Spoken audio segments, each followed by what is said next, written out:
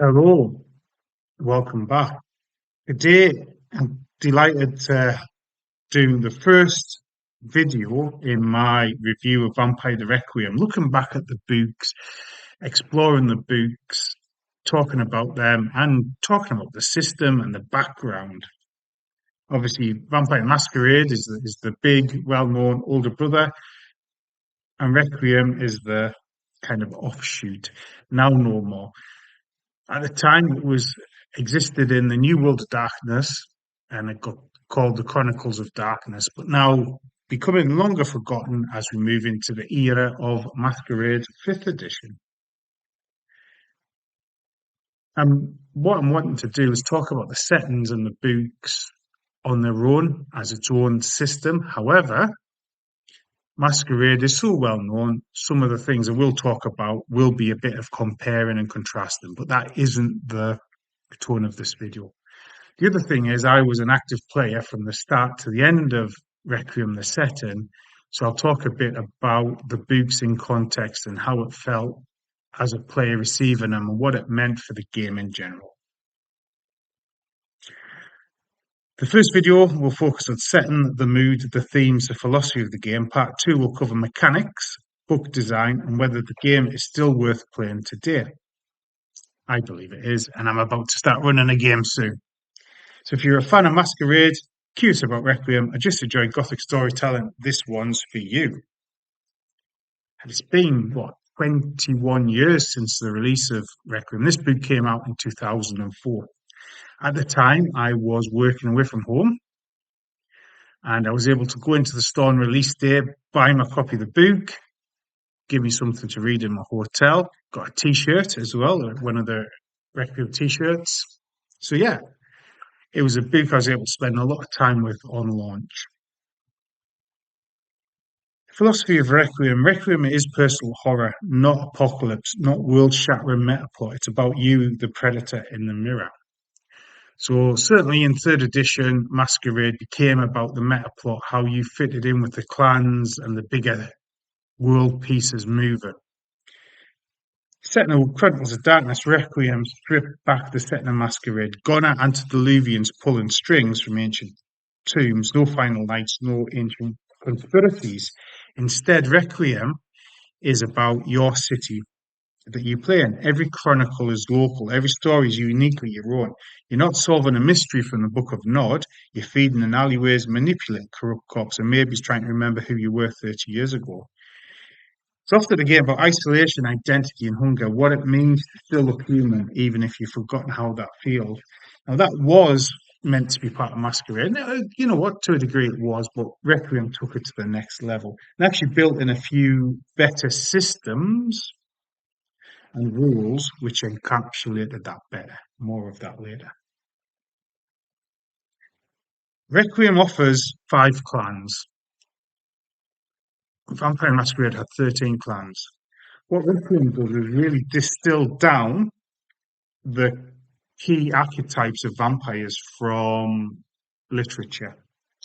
So what we end up with is a Deva, who are seducers and hedonists, the Gangrel, who are the feral survivors, Mecca, shadows, secrets, Nosferatu, monstrous outcasts, and the Ventru, authoritarian predators.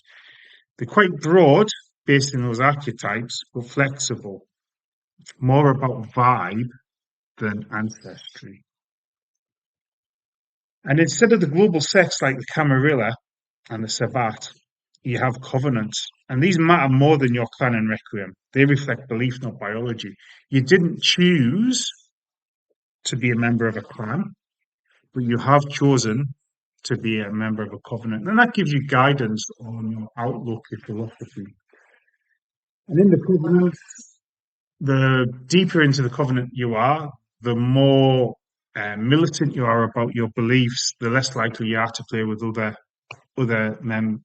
covenants well. So, for example, a Ventru in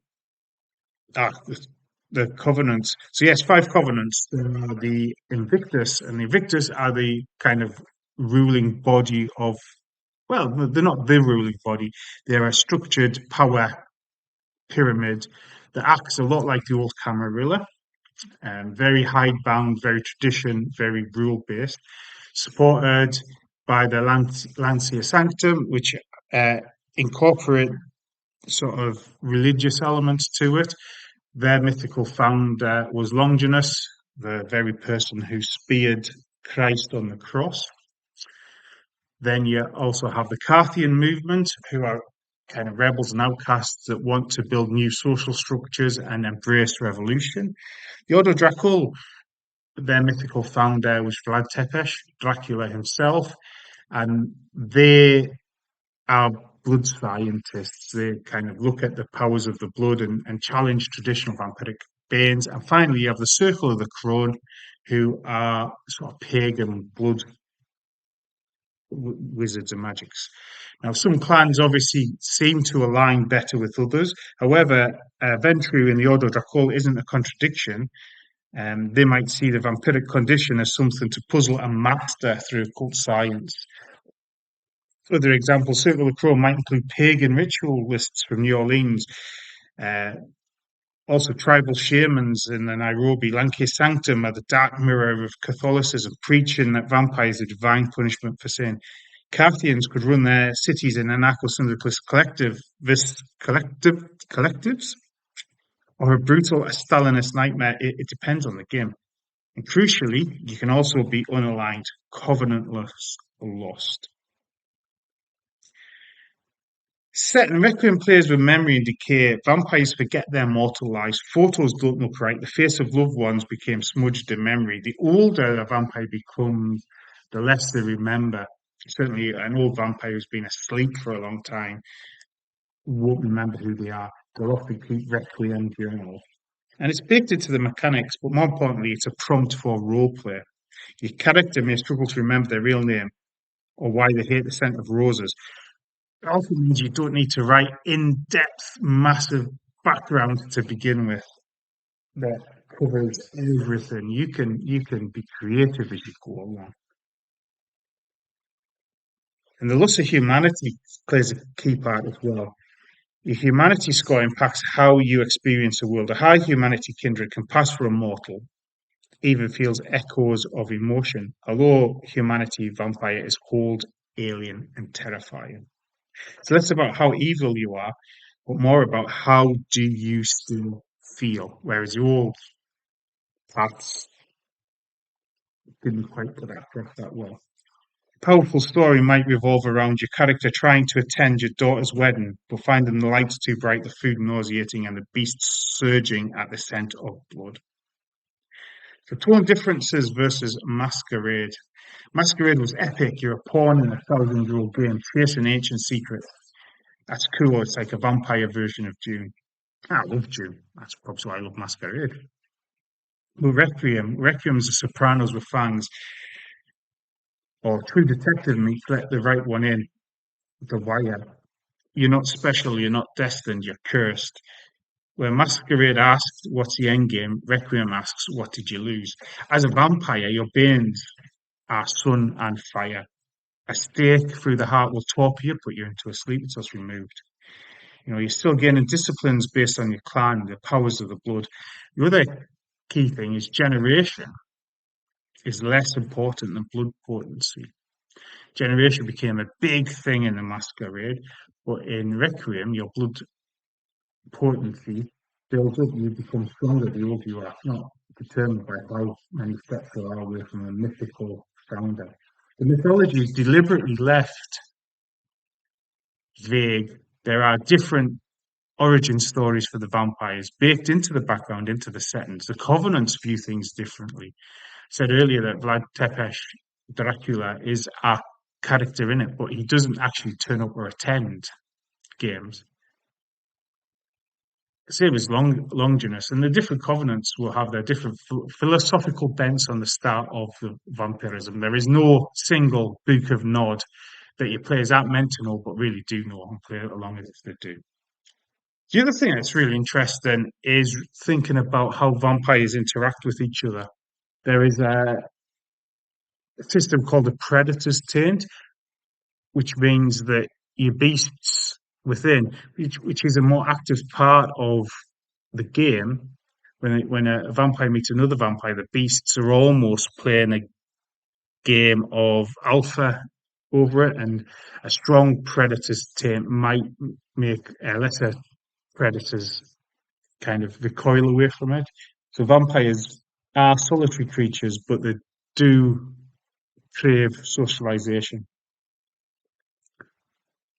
And all this creates really interesting experiences when you are role playing.